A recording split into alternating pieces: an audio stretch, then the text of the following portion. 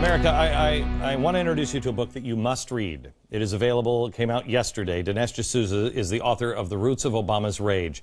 He is the president of the King's College in New York City. You may disagree with the conclusions in this book. I do not. The facts, the White House has been trying to smear it for a while, saying anti-colonialism is nonsense, it's racism, but you will understand in a year's worth of research, we're going to try to jam it in here in the next 28 minutes. So Dinesh is here, and all we're talking first is the facts. Give me the facts. We talked about his father. His father said almost the same kind of stuff when he was over in Africa. The interesting thing about his father, and this is a picture of Obama and his father when Obama's 10 years old in this picture. It's the only time his father came to visit when Obama was back in Hawaii. And it's interesting because Obama really didn't directly know his father.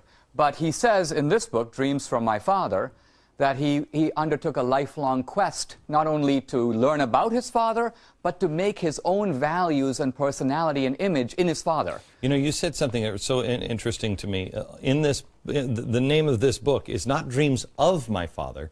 It is Dreams from My Father. Right. Obama's not writing about his dad's dreams. He's writing about the dreams he got from his dad. Father. And let me just read a quote, if I may. He's talking about his father, and he says, "It was into my father's image, the black man, son of Africa, that I packed all the attributes I sought in myself." What he's saying is, I took my personality, my values, my identity from this man. And look at Obama. And look how he's holding his father. Now, one of the reasons Obama learned so much about his father is because of his mother. But his mother married Lolo Soretto. Right. His father divorced her. But she was enamored by him because he was an anti-colonialist hero, so she married another anti-colonial guy, a third worlder, an Indonesian, whose family had been burned by the Dutch, and she saw him as a romantic substitute for the man who had left her. Lolo Soretto. She and Obama moved to Indonesia, where Obama lived for 4 years. People can't understand why Obama went to Hawaii. Why did Mom say that Barack should go away? How did that happen? This is an incredible story. When they got to Indonesia, Lolo Soretto, who was believed by Anne to be an anti-colonialist, an anti-Western guy, turned out to be more pro-Western and more anti-communist than she thought. He went to work for the Suharto government fighting the communists in Indonesia. He took a job at an oil company. They moved into an affluent neighborhood with a lot of foreigners and expats. And Anne, Obama's mom, by Obama's own account, became very embittered and began to accuse her husband, Lolo, of being a sellout. She said... So according to this is not conjecture. This is not conjecture. This is, again, fact, and it comes from Obama. And what did Obama write himself about? Obama said he would overhear loud disputes between the mother and the stepfather, in which the stepfather would say, "Why are you yelling at me? I'm among your people," meaning white people. And she would say, "They are not my people." And in fact, she said to Obama, "Do not listen to this man, Lolo. Listen to this man." In other words, form your personality not through your stepfather, but through your father. He should be your role model. When he says that, you know, or the argument is made, well, he's both black and white, how can he have a problem with race? You would, and this is the opinion part, you would contend that Mom said, these are not my people. White people are not my people. Right. Right? Ideologically, she rejected them, and in fact, she packed up Obama and sent him away, back to Hawaii to live with his grandparents, whom we're about to meet. And the reason she did that, I believe, is to keep Obama away from this man because he was too pro-Western and too anti-communist. This is not written by him or anything else. This is your conjecture. This is my interpretation of why, mysteriously, she packed Obama off and sent him home. And when he got to Stanley Dunham... This is her father, Stanley Dunham. This is Barack Obama's grandpa, and grandpa's just a regular grandpa according to everybody else. Right. He put Barack Obama in touch with his now mentor, right? Frank Marshall Davis. So tell me about this relationship? So the Dunhams, Stanley Dunham and his wife Madeline, they raised Obama. In fact, Obama sometimes says, I was raised by my mom. Not true. When Obama's mother sent him back to Hawaii, she never accompanied him. She stayed in Indonesia and did anthropological fieldwork. Obama was raised for those 7 years, from 10 to 17, by the grandparents. Okay. Now, the grandfather believed that he needed a role model, and a black role model, and they found a black role model in the former communist Frank Marshall Davis, a poet, a radical. He lived in Hawaii at the time, and his writings are available. There's a whole book, the collected writings of Frank Marshall Davis. So Obama saw him as a kind of surrogate father. In fact, we know that because Obama writes about him at some length, about the influences of Frank Marshall Davis. Obama doesn't say he was a communist, but he talks about the influence of Davis. But he had an FBI file this thick. And, yeah, that's right. Okay. So then Grandma says, then we go from Grandpa and Frank Marshall Davis. We're about to meet the other influences in his life, but more importantly, we're about to come to a place where the White House says is racist, and it's anti-colonialism. And you understand anti-colonialism because you were born in India, and you remember your grandfather talking about anti-colonialism. He was an anti-colonialist? Absolutely, as was my dad. I came of age in in post-British India. Okay, so one thing you have to understand, America, first of all, just because your parents are anti-colonialists don't make you an anti-colonialist. However, you have to have a turning point. And I'm going to explain what that is. Dinesh is going to finish this, and then we're going to talk a little bit about anti-colonialism and then see if we can tie together all these things that haven't made sense. See if they make sense to you when we return. All right. We're with Dinesh D'Souza. He is the author of The Roots of Obama's Rage. He's the president of King's College in New York City. We have met the family of Barack Obama and seen the influences there. But as Barack Obama, according to Dinesh, gets older, he finds 4 mentors. First one, you know, William Ayers, Weather Underground bomber. Then Jeremiah Wright is where he finds Jesus and finds his religious underpinnings. But I've never heard of Said and Unger. Who are these guys? Well, let's remember that these guys, too, are anti-colonialists more than they are race guys.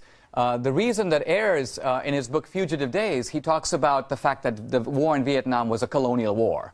Remember, the French used to occupy Vietnam, and then when America came in, he said, I was fighting against the French. That's why I was fighting against colonialism. That's why I did the bombings. Okay. Edward Said, anti-colonial scholar, Palestinian, taught at Columbia, where Obama got his undergraduate degree, a very anti-Israel guy, was at one time a representative for the PLO, the Palestine Liberation Organization. And a big influence on Obama? A big influence on Obama at Documented Columbia. in the book? Yes, and Obama went to fundraisers that he had later in Chicago.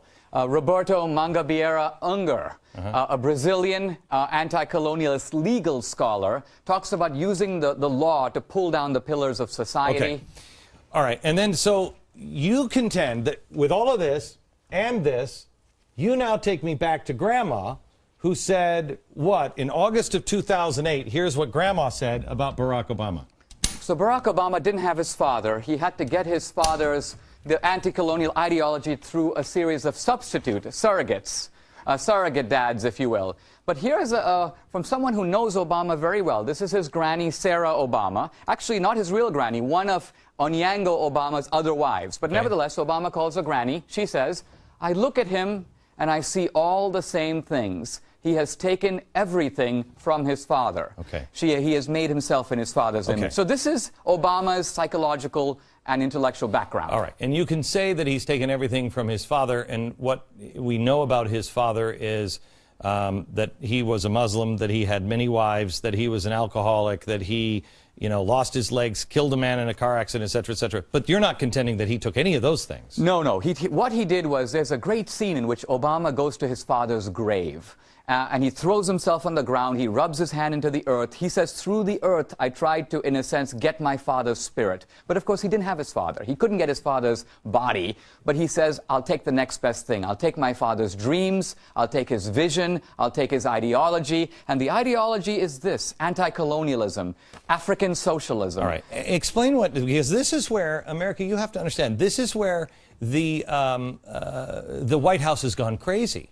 They're saying anti-colonialism is racist. And I want you to stick around for the next, what do we have left? The next 13 minutes here, because Dinesh is going to explain anti-colonialism real quick, and then we're going to come back for the break, and I'm going to show you a different example. We have 1 minute. Can you say this real quickly here? Absolutely. It's very simple. Anti-colonialism is the idea that the world is divided into two. There are the colonizers, and that's the white West.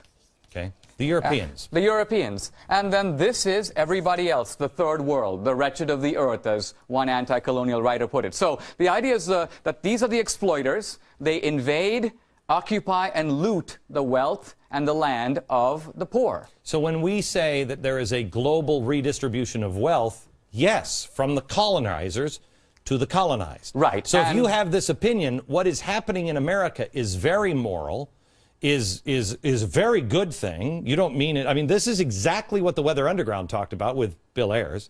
Yes. And the point here is that in Obama's father's day, it used to be Europe. They were the leading power. But today, it's America. So America is viewed as the new colonial power. And this is what you get from, you're hearing this kind of stuff even from Al-Qaeda. Absolutely. Right.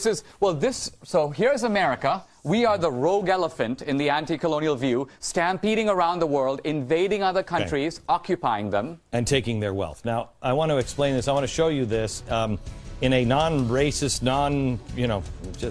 in their own words. In their own words. It'll all come together for you next.